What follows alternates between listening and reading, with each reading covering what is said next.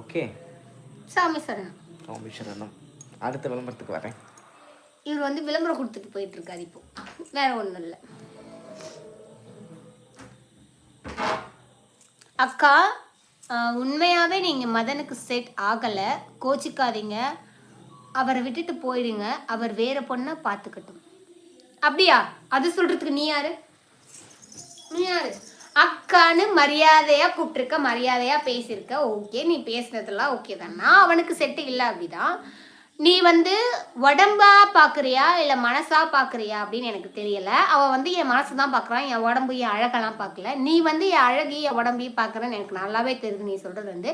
அதே மாதிரி அதை நீ சொல்ல எந்த அவசியம் இல்லை. இதே வார்த்தையை மதன் சொன்னா கண்டிப்பாக நான் அவனை விட்டு போயிடுவேன். அவன் சொல்லட்டும், நான் போகிறேன். நீ எல்லாம் சொல்லியதுக்கு நான் போகணுன்னு எந்த அவசியம் எனக்கு கிடையாது. சரியா? அக்கான்னு மரியாதையாக கூப்பிட்டதுனால மரியாதையாக சொல்கிறேன். இந்த வார்த்தை